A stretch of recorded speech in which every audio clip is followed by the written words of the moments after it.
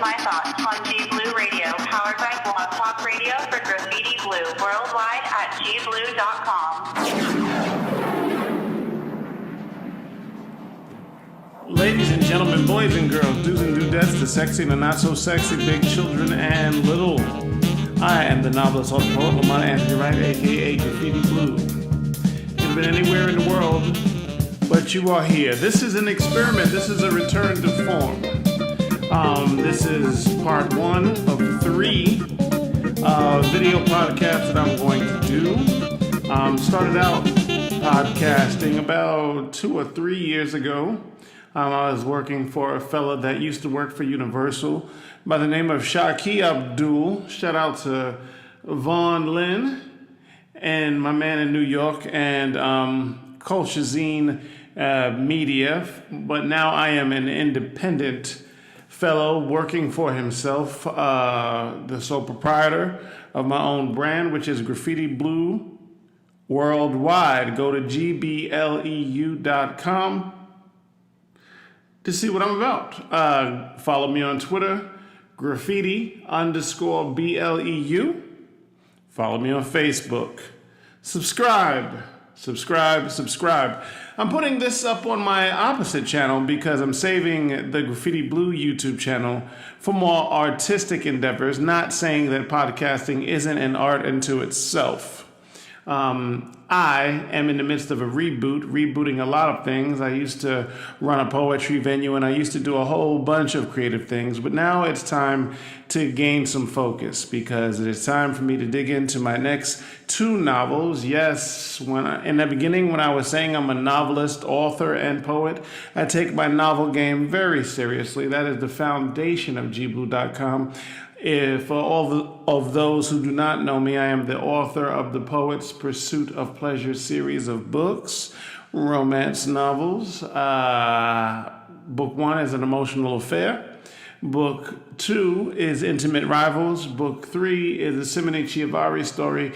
And I am fast and furious with closing in on writing my last chapter of Book 4, which is The Hustler's Code. So, why are we here? Why are you not writing and why are you podcasting? Well, I'm a creative and I'm so inspired to create and share and do these things that I personally need more than one way to express myself or I would go crazy. So, to start, and again, this is something I love to do. But I also love participation, so I'm going to leave it to the audience out here. These episodes here are going to primarily be on my other channel and not on the main Graffiti Bleu channel. So you guys let me know what you think. If you guys like this content or the content I put out, then fantastic. Show your love. So like, share, subscribe, all of those things, comment, whatever. Pretty much I'm going to express myself anyway. And that's just what it is. So let's get right down to it. This is part 1 of 3. I have a few choice things to say. And one of them is just basically this first episode. I really wanted to focus on entrepreneurial endeavors, paying attention to the fashion industry in particular. A lot of people don't know the history of me. I will peel back the layers of my history as we go along. You guys didn't come here for a autobiography. You guys came here for what the F is this Negro going to say? So I'm just going to say it. I'm talking about entrepreneurial endeavors as a creative, and I'm using the fashion industry as an example. I'm not taking shots at anybody I know in the fashion industry.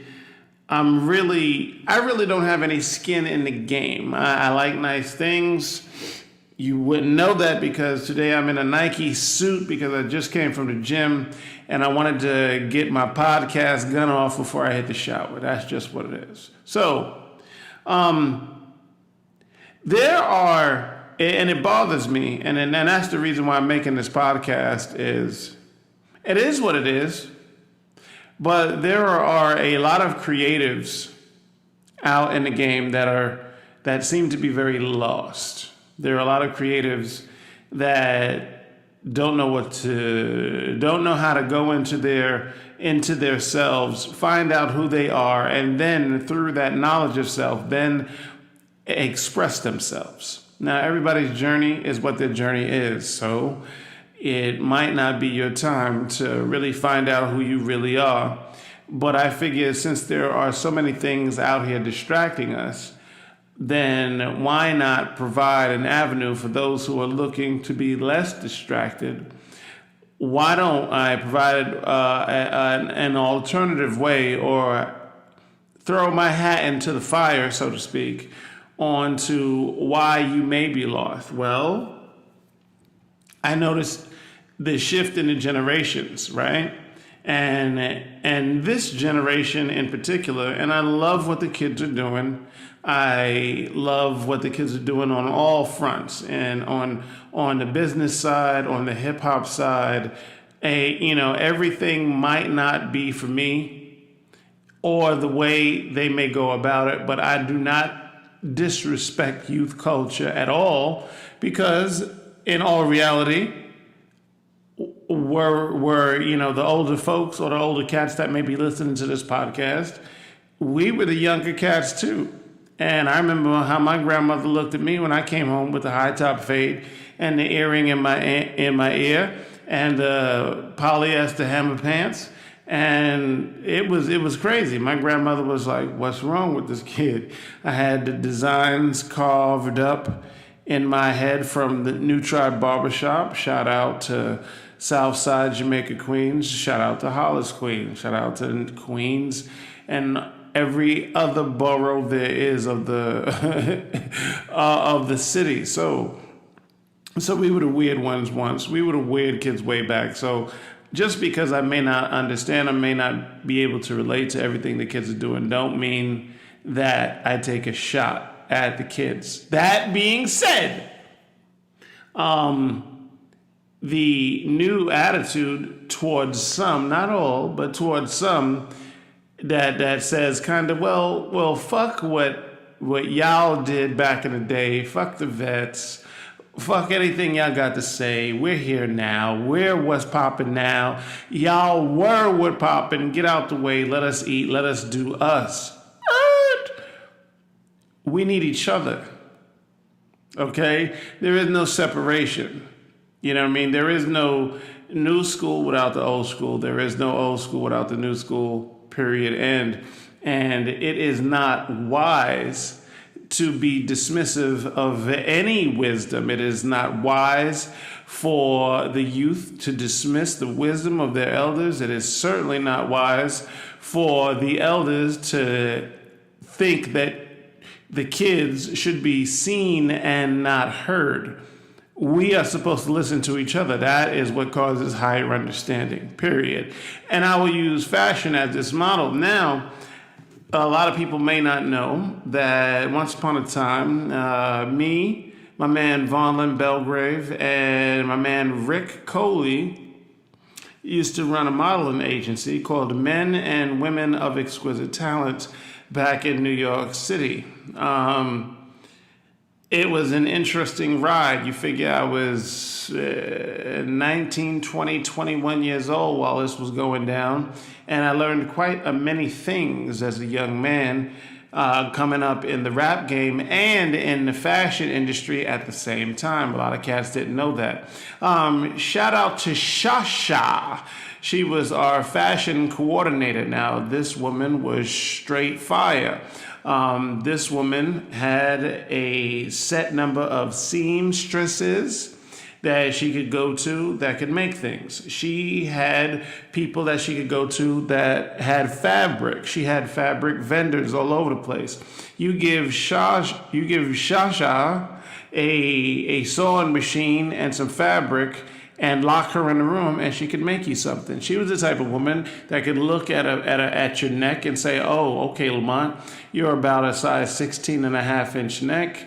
Your arm length is this. Your pants leg is about a 33, 34. Your waist is about a 34, 36, and so on. And that to me is how fashion was, at least in the 90s. No disrespect to anybody doing the fashion thing today. However, today, it seems as if you get you a poppin' logo and put it across the t-shirt, you are in business. I am not mad at the game. All I am saying on this podcast today is, are you being all that you could be? Okay? Now, there's a lot of t-shirt hustles out there. In the example of I Am Loaded Lux, my favorite battle rapper in the whole world. Follow I Am Loaded Lux on Twitter. That's my guy. Legend. Probably, arguably, the best rapper. He's in my top 5. Eminem is here. Biggie is here. Jay is here. Nas is here. Redman and Loaded Lux are fighting for the next slot. My opinion, right? So it's like he had a slogan that said, "You gonna get this work." When he battled Calico, I believe it was at Summer Madness 2. He said, "I am gonna get this work." Jay-Z retweeted out the words, "You're gonna get this work." And it was the hottest catchphrase in all of hip hop for a time, right? So Loaded Lux capitalized off of this fact, right? He came out, he went and got a whole bunch of t-shirts that said, "You're gonna get this work," sold them at IamLoadedLux.com, and according to his lyrics, I cannot verify this information for sure, but according to his record, he said they did about $100,000 or $200,000 off of the merch. Now, when you are coming close to $250,000 in merchandise, do I argue and say because I can't lock Loaded Lux in a room with a sewing machine and fabric just because he can't make a t-shirt or might not be able to make a t-shirt, is he not a businessman? Is he not in the fashion industry doing those kind of numbers? And I understand the argument of the youth. However, what if he took it a step further? He might not want to, but for the cats that do. So the thinking of the new school, or some cats in the new school, I don't want to paint a broad brush across everybody, because just because you're young doesn't mean you're dumb, okay? It doesn't mean you think like that. I'm just saying. But there are a lot of people, young and old actually, that figure they could just put a logo across a t-shirt and they often run it. And then they wonder why things don't pop off.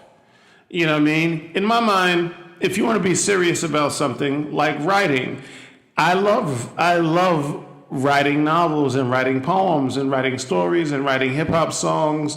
I just love writing, period. So what do? I write every day. If not every day, I write every other day. Even if it's just a concept. Why? Because I want my pen to be razor sharp. So to me, if I was in the fashion industry, now you don't have to do what I would do, right? Because we all have our journey to walk. But it's like, how many? If you're a true fashionista, how many fashion shows are you going to? Are you on the fashion blogs? Are you finding out what's hot and what's not? Do you know where the fabric is that you need to get? Do you have the guys who make fabric in your Rolodex? Or we just got a logo on our computer. I could type in a logo right now, on my computer, and get t-shirts made. We going into 2020 now. Does that mean I'm a fashion icon? You follow what I'm saying? So there should just be a little bit more to it. There should be, to me, if you call yourself whatever you call yourself, in this case, I'm picking on fashion, right? Well, and I'm not throwing any shade to any of the guys and girls that I know that are getting their fashion hustle on. I buy their clothing, I wear their clothing, I support them. And y'all know this, and I know this, and they know this. But I'm saying, if you are a fashion icon or you want to be, then your fashion IQ, in my opinion, should be higher than mine. If I'm a writer, then I should have a higher storytelling, poetry, hip hop IQ than just John Q. average guy who is not a writer, who is not an MC, who is not a blogger, and so on. You follow what I'm saying? And that's all I'm saying, is a lot of us are just very content with Facebook, Twitter, for Facebook likes and Twitter retweets. Let's keep it a buck. Let's keep it 100. Let's keep it 100. Some people could put some promo material out on social media, and if a lot of people fuck with it, in their mind, oh, today was a good promo day. But is that promo equating to sales? How many people promoted your product? Whatever it is. Could be a book. Could be a download. Whatever. I'm not just picking on fashion. Out of those 1,000 likes you got, how many people bought anything? How many people bought anything? This is what I'm saying. We got to do better. So this is just part 1 of 3, and I'm just saying what I'm saying. So this is basically in the line of we could do better, and I'm going to end this. I won't end every podcast with a poem, but I just wrote this poem, and I think it's appropriate here, right? It's called, Is This the Best We Can Do? I hope you like it. Shout out to Erykah Badu, because I am also an artist who is sensitive about his shit, okay? So if you like this poem, leave a like on the video. If you don't like the poem, send me an email and tell me that I could do better. Is this really the best we could do?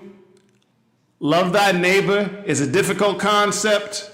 United we stand, divided we fall is something we don't get. Open your heart is something we can't let happen. Is disrespect really the foundation of everyone rapping? Or are we sadistic and sadomasochistic, rubbernecking the car accident as it happens?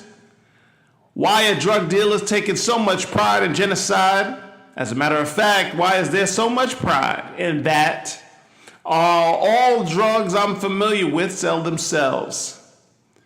There's no salesmanship or charisma necessary to move any type of feel good from point A to point B. As a matter of fact, facts don't seem to matter in this reality. White Jesus is everywhere, even though we know his skin was bronze and wool was the description to describe his hair. We know teachers are underpaid and we expect them to care. We see injustice every day and say that isn't fair. But few would do a damn thing about it. We'll get a hashtag if we're lucky. If enough people write a tweet about it, but I doubt it. Is this the best we can do? We still expect that which has never been done, such as a rich politician being in the best interest of those who are oppressed. Everyone claims that they ain't racist, yet racism still exists. Everyone knows that the media is controlled by those who lie, yet we watch it while eating our favorite snacks. Perhaps the processed sugar helps us swallow the truth we don't believe. We know love is the answer, yet we never ask the question, how are we doing? Are we okay? What do you need for us to succeed? How can I help? Are you really ride or die? If you're riding by yourself, excuse me while I switch gears, ease off the clutch, change the direction and such. Artistic expression is my current destination. Hopefully we will discover how to unplug ourselves from the matrix along the way. We all know that independent artists need support, but what's the last independent project you went out and bought? But I can't sit here and act like it's someone else's fault when mastery of one's craft, self-promotion, and attention to one's overall brand isn't brought to the table like pepper and salt.